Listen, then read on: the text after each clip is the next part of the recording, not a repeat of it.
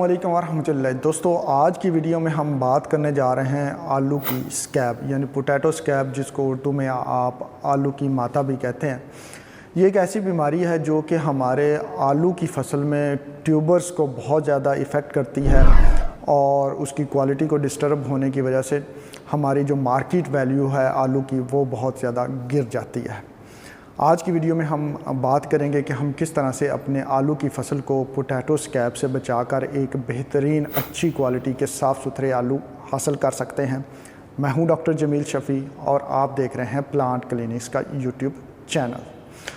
दोस्तों, potato scab या आलू की माता एक ऐसी बीमारी है जो कि सीड के ज़रिए भी फैलती है और इसका जो पैथोजन है, जरसूमा है, स्ट्रेप्टोमाइसिस स्कैबीज़, वो ज़मीन में भी लंबे अरसे तक सर्वाइव करने की सलाहियत रखता है, जिसकी वजह से ये जो है हमारी फसल में एक दफ़ा आ जाए तो फिर साल साल पैथोजन जो है वो सर्वाइव करता रहता है और हमारी आने वाली जो फसलें हैं वक्त के साथ साथ इसकी तादाद बढ़ती रहती है और एक के बाद दूसरी फसल पे इसका जो स्कैब का अटैक है वो बढ़ता जाता है। तो दोस्तों, पोटैटो स्कैब को मैनेज करने के लिए मैं सबसे पहले जो है वो जो पास्ट में रिसर्च हो चुकी है और उनके रिज़ल्ट्स हमारे सामने आ चुके हैं वो आपके सामने रखूँगा और उसके बाद मैं अपना पॉइंट ऑफ व्यू आपके सामने रखूँगा कि आप किस तरह से पोटैटो स्कैब के हमले से अपनी फसल को बचा सकते हैं। तो सबसे पहला जो रिसर्च पेपर है वो मैं आपके सामने रखूँगा। ये पोटैटो रिसर्च सेंटर एबटाबाद में रिसर्च की गई और इसके रिज़ल्ट्स 2003 में जो है वो पब्लिश हुए।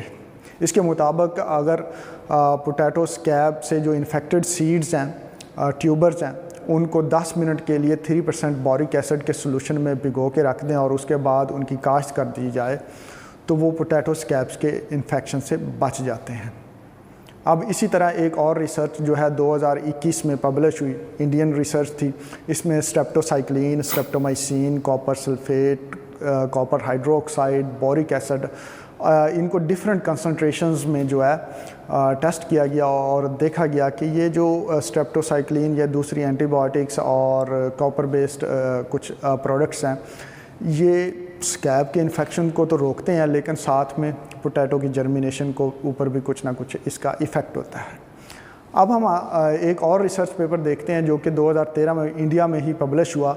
इस रिसर्च पेपर में 2013 में पब्लिश होने वाले रिसर्च पेपर में बोरिक एसिड को 3 तरीक़ों से इस्तेमाल किया गया और देखा गया कि पोटैटो स्कैब के जो इन्फेक्शन है उसमें बहुत हद तक कमी आई। आलमोस्ट तकरीबन 97 to 98% जो है फ़ीसद जो है पोटैटो स्कैब के इन्फेक्शन में फील्ड में कमी आई। तरीक़ेकार क्या थे कि 3% बोरिक एसिड का जो है वो पोटैटो के जो सीड ट्यूबर्स हैं उनके ऊपर स्प्रे किया गया अच्छी तरह से। फिर जब उसकी काश्त करने लगे थे तो उनकी जो फरोज़ हैं, उनकी जो खेलियाँ हैं, उनमें 3% बोरिक एसिड की जो है महलूल बना के ड्रेंचिंग की गई और उसके बाद आलू को काश्त कर दिया गया।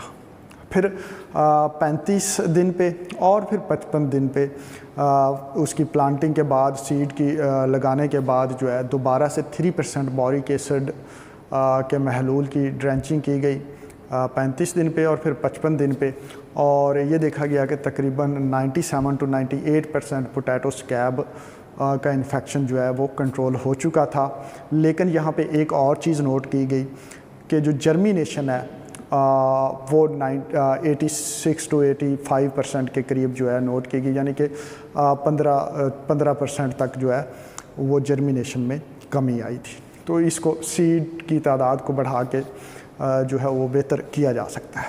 अब ये तो थी रिसर्च पेपर, चंद एक रिसर्च पेपर्स जो मैंने उनके रिज़ल्ट्स आपके सामने रखे। आप अगर इन रिसर्च पेपर्स को मुकम्मल पढ़ना चाहें तो इनके लिंक जो है वो मैं डिस्क्रिप्शन में दे दूँगा और मैं इनकी जो पिक्चर्स हैं वो स्क्रीन पे आपके साथ पहले ही शेयर कर रहा हूँ। अब मैं अपना पॉइंट ऑफ व्यू आपके सामने रखूँगा। दोस्तों, एक बात समझने वाली है और ये वेल नोन है कि पोटैटो स्कैब का जो पैथोजन है ये pH अगर हम 5 के करीब ले आते हैं, 5 और 6 के दरमियान ले आते हैं तो ये इसके लिए वेरी अनफेवरेबल इन्वायरमेंट होता है। इसमें ये ग्रो नहीं कर पाता और हमारे पोटैटोज़ के ऊपर अटैक नहीं कर पाता। तो जितनी pH इससे ऊपर चली जाती है, बढ़ती जाती है, पोटैटो स्कैब का स्ट्रेप्टोमाइसिस स्कैबीज़ का इन्फेक्शन जो है वो बढ़ता जाता है और उतने ही ज़्यादा वो हमारे पोटैटो की क्वालिटी को इन्फेक्ट करता है। अब इसको मद्देनज़र रखते हुए मैंने चंद एक रिकमेंडेशंस आपके सामने रखूँगा कि एक तो जब आप काश्त करें तो आप DAP और पोटाश वाली खादें जो है ज़मीन तैयार करने के बाद छटा करते हैं, तो उसमें आप सल्फ़र बेंटोनाइट के 1 से 2 बैग मैं रिकमेंड करूँगा कि आप 2 बैग जो हैं वो 25-25 kg के जो होते हैं 50 किलो सल्फ़र बेंटोनाइट जो है वो छटा कर दें। ये इतनी महंगी सल्फ़र नहीं है। सल्फ़र बेंटोनाइट में 90% सल्फ़र होता है, 90% सल्फ़र होता है और 10% तक उसमें बेंटोनाइट होती है, तो हाई सोर्स ऑफ सल्फ़र है और ये स्लो रिलीज सल्फ़र होती है और आहिस्ता आहिस्ता मिलती रहती है। जब आप इसको DAP के साथ इस्तेमाल करते हैं तो ये फ़रोज़ में पोटैटोज़ के करीब रहती है और वहाँ पे ज़मीन की pH को नॉर्मलाइज़ करती रहती है। इससे आपको 2 फ़ायदे होते हैं, एक तो पूरे सीज़न में सल्फ़र की कमी नहीं होती, दूसरा pH को न्यूट्रलाइज़ करती रहती है, एक बफ़र प्रोवाइड करती है जिससे स्कैब का हमला भी कम होता है और दूसरा आपकी जो फास्फोरस की फिक्सेशन हो रही होती है वो भी कम हो जाती है। यानी कि आप सल्फ़र बेंटोनाइट पे अगर आप 6-7 हज़ार रुपये लगा लेते हैं तो इससे होगा क्या कि आपकी जो DAP के 1 बैग का ख़र्चा जो है वो ज़्यादा, मतलब उसका बेनिफिट आपको ज़्यादा मिल जाएगा, वहाँ से आपका ख़र्चा भी निकल आएगा। दूसरी चीज़ मैं यहाँ पे रिकमेंड करूँगा कि आप बोरिक एसिड को जो है वो फ्लड करें या उसकी ड्रेंचिंग कर लें। कितने दिन पर?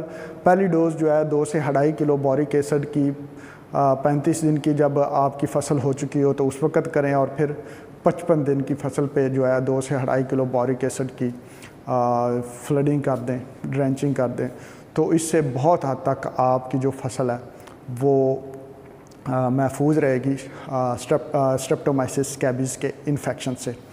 तो दोस्तों इन चीज़ों को आप यूज़ करके देखें और अगर आपको ये सल्फ़र बेंटोनाइट या बोरिक एसिड की मार्केट में अवेलेबिलिटी का मसला हो तो नंबर जो है वो मैं स्क्रीन पे शेयर कर रहा हूँ, आप वहाँ से भी अच्छी क्वालिटी का बोरिक एसिड और सल्फ़र बेंटोनाइट मंगवा सकते हैं। और अपने तजर्बात, अगर आपके ज़हन में कोई इससे बेहतर सलूशन है जो आप फील्ड में इस्तेमाल करते हैं और करने के बाद आपको बेहतर नताइज हासिल होते हैं, तो हमारे साथ नीचे कमेंट्स में ज़रूर शेयर कीजिएगा, क्योंकि इससे सीखने सिखाने का अमल बेहतर होता है और हम एक दूसरे से सीख कर बेहतर से बेहतरीन पैदावार की तरफ जाते हैं। और सबसे इम्पॉर्टेंट बात जो मैं पोटैटो फार्मर से कहना चाहूँगा कि अपनी फ़सल में उशर की नीयत अभी से करें, अल्लाह ताला को साथ लें, अल्लाह ताला का हिस्सा निकालें। अल्लाह ताला हम सब का हामी नासर हो। मिलते हैं अगली वीडियो में, तब तक अल्लाह हाफ़िज़।